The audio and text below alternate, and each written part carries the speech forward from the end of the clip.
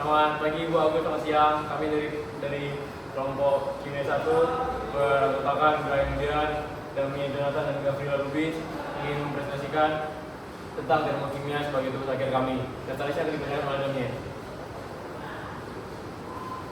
Jadi video ini bakal jelasin yang pertama ada reaksi endoterm, terus yang kedua reaksi exotherm, terus perubahan entalpi standar, kemudian yang terakhir perhitungan nilai entalpi. Semoga dapat diterima materinya Bu. Terima kasih. Oke, pada kesempatan kali ini saya akan membahas poin yang pertama dan kedua, yaitu reaksi endotherm dan reaksi exotherm.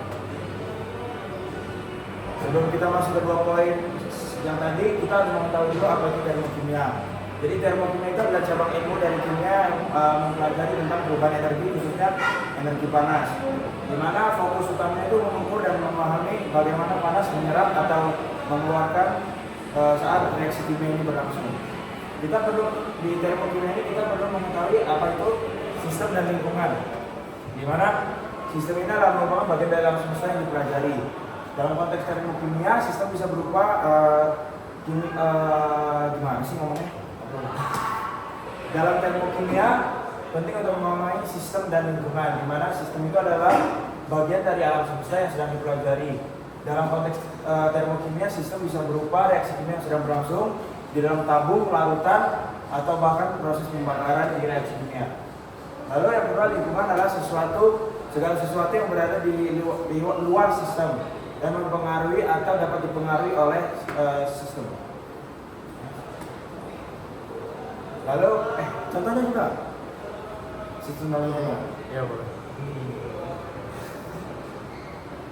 Oke, jadi contoh dari sistem dan lingkungan ini adalah api unggun dan sekitarnya, di mana api unggun itu adalah sistem dan lingkungannya itu segala sesuatu yang berada di api unggun itu adalah lingkungannya, di mana sistem mempengaruhi lingkungannya. Lalu kita masuk ke poin yang pertama, yaitu reaksi endotherm. Pengertiannya ini adalah endotherm adalah sebuah reaksi di mana sistem itu menyerap kalor dari lingkungan dan lingkungan melepaskan kalor dan masuk ke sistem, sehingga suhu di lingkungan itu menjadi lebih dingin. Lalu syarat terjadinya reaksi endotherm ini, dia menyerap panas, ikatan reaktan lebih tinggi daripada ikatan produk, dan memiliki entalpi positif, dan diagramnya itu menanjak ke atas. Lalu di sini ada 3 contoh, yaitu fotosintesis, pelelehan es, dan memasak. Di fotosintesis ini tumbuhan menyerap kalor dari panas matahari untuk mengubah air karbon dioksida menjadi glukosa atau oksigen. Di mana lingkungannya ini adalah panas dari matahari dan sistemnya ini adalah daun yang menyerap kalor tersebut. Lalu yang kedua, pelelehan es, di mana es menyerap panas dari lingkungan untuk memutus ikatan fisika dan merubah es itu menjadi air atau cair. Lalu yang ketiga, ada memasak, di mana panas yang diserap oleh makanan ini membuat molekul dalamnya terurai dan matang. Jadi sebagai contoh ada telur, di mana jika telur dimasakkan dia akan dari mentah menjadi matang karena dimasak oleh air mati. Lalu kita masuk ke poin yang kedua, yaitu exotherm. Di mana exotherm ini adalah sebuah reaksi kimia di mana sistem yang mengeluarkan kalor ke lingkungan sehingga lingkungan menjadi panas. Syarat terjadi exotherm ini melepaskan energi kalor, lalu suhu lingkungan menjadi naik, entalpi produk lebih kecil daripada entalpi reaktan. Lalu diagramnya ini mengarah ke bawah. Di sini ada 3 contoh, api unggun, fermentasi tapai, dan campuran antara oksida kapur dengan air. Yang pertama, api unggun ini saat membakar kayu, api unggun ini akan mengeluarkan kalor, di mana api unggun mengeluarkan panas dan kalornya itu akan mempengaruhi area di sekitarnya. Lalu fermentasi tapai, ketika tapai sudah masak atau matang, dia akan mengeluarkan panas sehingga juga bisa mempengaruhi lingkungan di sekitar tapai tersebut. Lalu yang ketiga, ada campuran oksida dengan kapur air. Pencampuran oksida kapur dengan air ini bisa menghasilkan kalsium hidroksida, di mana reaksi ini menghasilkan panas yang dilepaskan ke lingkungan. Biasanya ketika melakukan praktikum ini tangan akan terasa panas. Lalu di sini adalah grafik dari exotherm dan endotherm yang seperti saya jelaskan tadi.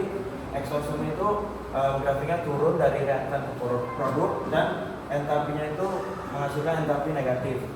Dan untuk yang endotherm, seperti yang saya bilang, dari reaktan ke produk dengan diagram yang menanjak. Lalu hasil entalpinya itu positif. Lalu di sini kita masuk ke contoh soalnya.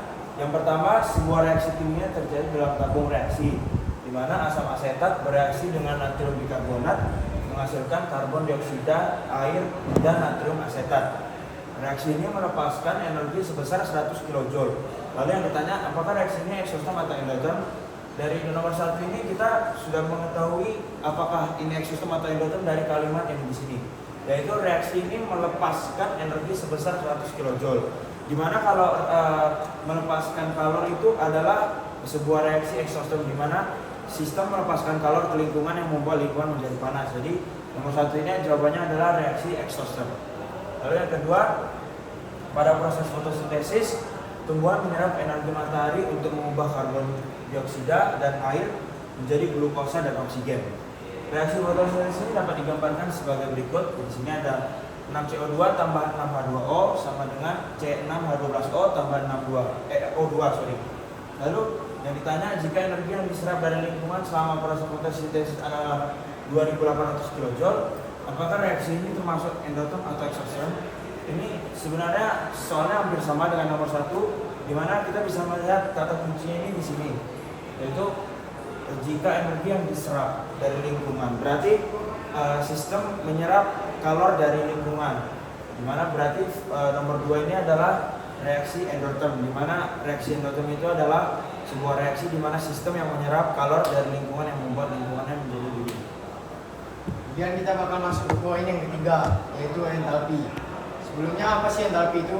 Jadi dalam termokimia, entalpi adalah jumlah total energi yang dimiliki oleh suatu sistem pada tekanan konstan. Entalpi tidak dapat diukur secara langsung, tetapi perubahan entalpi dalam reaksi kimia dapat diukur dan dianalisis. Perubahan entalpi ini menunjukkan seberapa banyak energi yang diserap atau dilepaskan selama reaksi terjadi.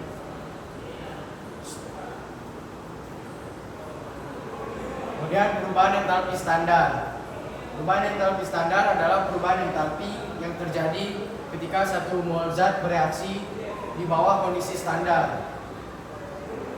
Jadi kondisi standar itu di mana sih? Yang pertama tekanannya 1 atmosfer 1 atm, kemudian suhunya 298 Kelvin atau 25 derajat Celcius.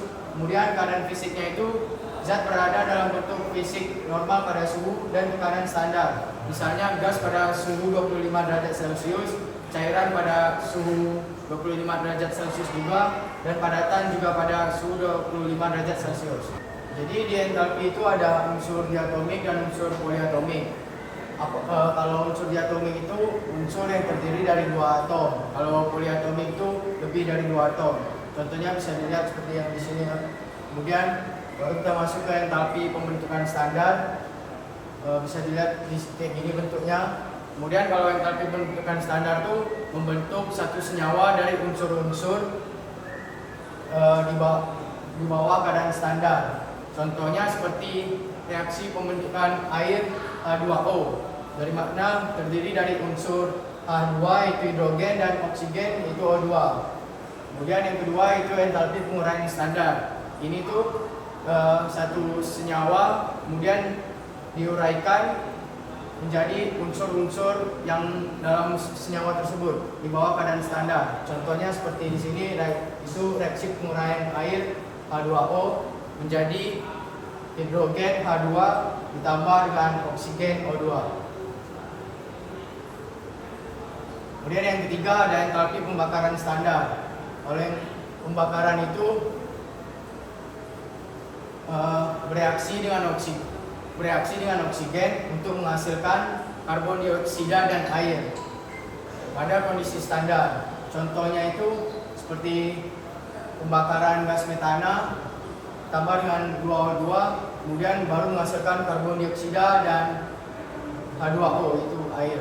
Dan yang keempat itu ada entalpi netralisasi standar, di mana itu merupakan reaksi antara asam dan basa. Kemudian hasil produknya itu membentuk air H2O dan garam. Contohnya itu bisa dilihat di sini HCl yaitu asam, kemudian ditambah dengan NaOH sebagai basa, kemudian baru menghasilkan NaCl yaitu garam dan H2O-nya air. Langsung kita masuk ke contoh soal sekarang. Di sini kita disuruh mengidentifikasi jenis reaksinya. Jadi yang pertama itu ada suatu unsur C ditambah dengan O2, kemudian produknya itu CO2, suatu senyawa. Berarti kita bisa tahu nomor 1 ini merupakan jenis reaksi pembentukan dan merupakan reaksi isoter, karena di sini kita lihat logonya itu minus, berarti ada energi yang dilepaskan. Kemudian yang kedua itu ada satu senyawa yaitu 2H2O, kemudian produknya menjadi 2H2 ditambah O2. Berarti dari sebuah senyawa diuraikan menjadi unsur-unsur. Berarti yang kedua ini merupakan jenis reaksi penguraian. Kemudian dia merupakan jenis endoter, karena di sini logonya plus, berarti dia menyerap energi. Kemudian yang ketiga itu suatu zat dengan O2, yaitu di sini gas C4 dengan 2O2, kemudian baru menghasilkan CO2 dan 2H2O. Berarti di sini kita tahu nomor 3 itu merupakan pembakaran, karena ada suatu zat kemudian dia direaksikan dengan O2 baru menghasilkan karbon dioksida dan air. Kemudian dia merupakan eksoterm, karena di sini lambangnya itu minus, berarti dia melepas energi. Kemudian yang terakhir di sini kita bisa melihat ada HCl yaitu asam dan NaOH yaitu basa. Kemudian baru dia menghasilkan NaCl garam ditambah dengan H2O air. Berarti jenis reaksi yang keempat ini adalah netralisasi. Kemudian dia merupakan jenis eksoterm, karena di sini logonya itu minus, berarti dia melepas energi. Oke, jadi sekarang saya akan menjelaskan tentang perhitungan nilai entalpi. Untuk melakukan perhitungan nilai entalpi ada 4 cara, namun di sini saya akan menjelaskan 2. Yang pertama itu hukum Hess dan kedua kalorimeter.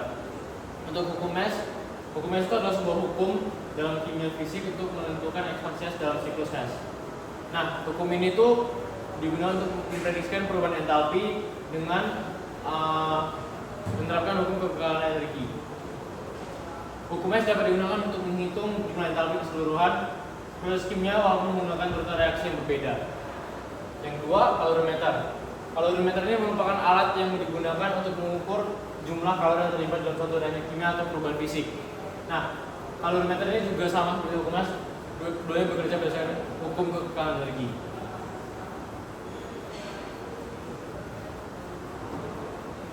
Nah, saya akan menjelaskan lebih lanjut tentang kalorimeter.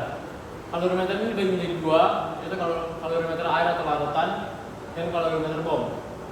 Kalorimeter air adalah alat yang digunakan untuk mengukur jumlah kalor yang terlibat dalam reaksi kimia pada sistem larutan. Nah, pada kalorimeter ini dia itu bekerja dengan cara mengukur perubahan suhu yang terjadi pada kalorimeter. Dari perubahan suhu tersebut, kalor akan dihitung dari reaksi dan dari reaksi sistem kepada larutan. Yang kedua, kalorimeter bom. Kalorimeter bom adalah alat yang digunakan untuk mengukur jumlah kalor atau nilai kalor yang dibebaskan dari reaksi pembakaran sempurna suatu bahan seperti bahan bakar, bahan makanan, dan lain-lain. Kalorimeter bom ini lebih sering digunakan untuk menentukan nilai kalor pada bahan cair dan padat. Nah, berikut adalah rumus kalorimeter.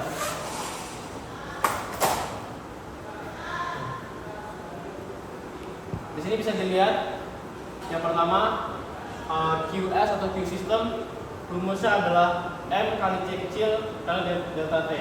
M merupakan massa, C merupakan kalori jenis air, dan delta T merupakan perubahan suhu. Dan kedua ada Q kalorimeter atau QK, rumusnya adalah C besar dikali delta T. C besar itu merupakan kapasitas kalor. Nah, untuk menghitung Q total, rumusnya sangat sederhana, itu dijumlahkan Q system ditambah dengan Q kalorimeter. Nah, untuk menghitung perubahan entalpinya, delta H sama dengan Q total dibagi dengan mol senyawa. Sekarang saya akan mengerjakan suatu soal tentang kalorimeter. Di sini diketahui terdapat 0,4 gram Ca dengan air 40. Juga terdapat dibenarkan dalam air sebanyak 500 gram dan terjadi kenaikan suhu sebesar 20 derajat Celcius. Nah, dalam soal ini diberitahu bahwa terdapat kalori jenis yaitu 4,2 joule per gram derajat Celcius dan kapasitas kalor dengan 80 joule per derajat Celcius. Nah, yang pertama di sini yang bisa kita cari adalah Q sistemnya. Dari kita tadi Q sistem itu rumusnya massa kali kalor jenis dikali perubahan suhu. Nah,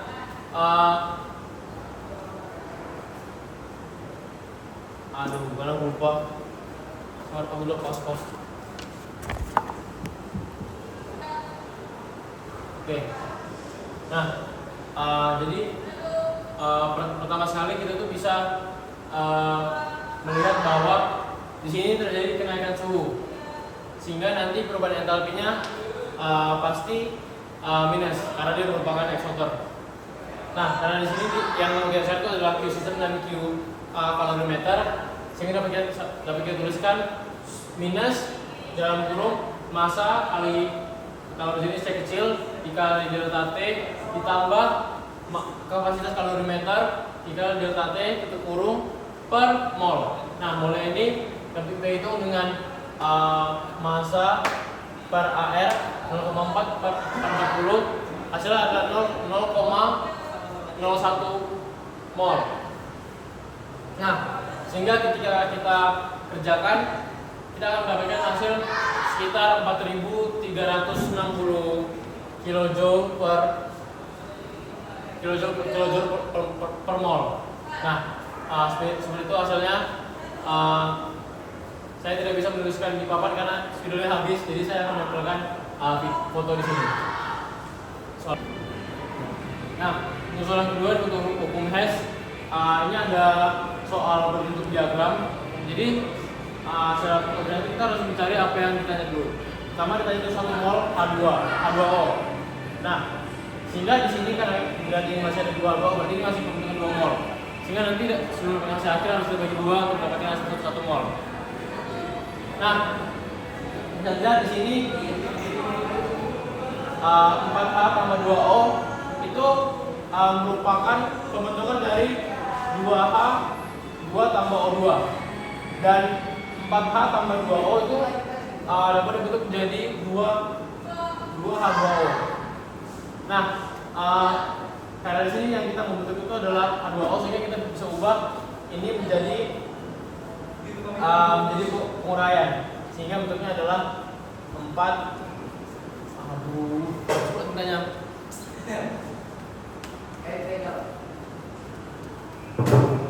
Sehingga kita bisa ubah bentuk dari pembentukan ini menjadi penguraian, yaitu 4H tambah 2O menjadi menjadi 2H2 tambah O2. Nah, perubahan entalpinya adalah minus 1368. Nah, karena dalam positif akan berubah menjadi negatif karena dia merupakan exhaustor. Nah, untuk mendapatkan hasil ini berarti jumlah perubahan entalpi yang ada di sini harus dikurangi dengan perubahan entalpi yang ada dari 4H tambah 2O sebagai bentuk pembentukan dari 2H2 ke 2H2O.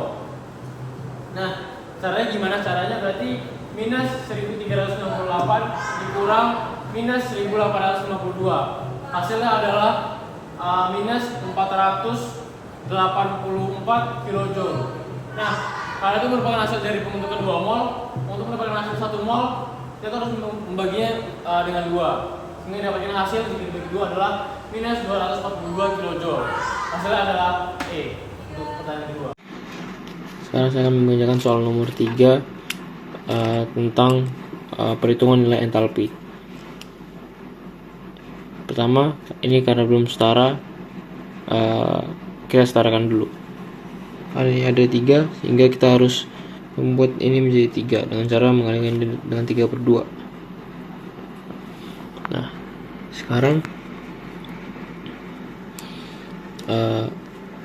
kita harus mencari semua unsur ini dari persamaan yang ada di sini. Pertama, kita lihat di sini setanya masih ada di kanan, kita akan ubah ke kiri. Jadi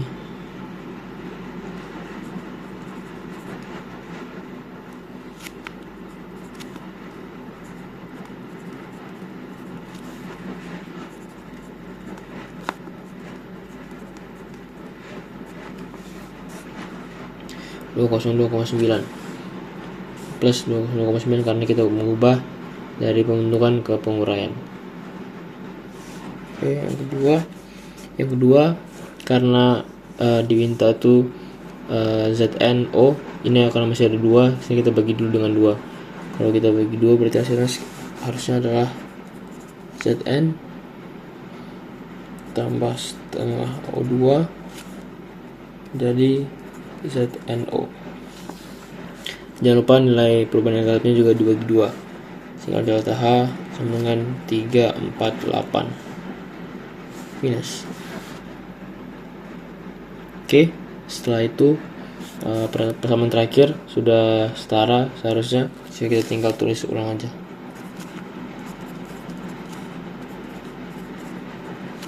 Perubahan entalpinya 296 69.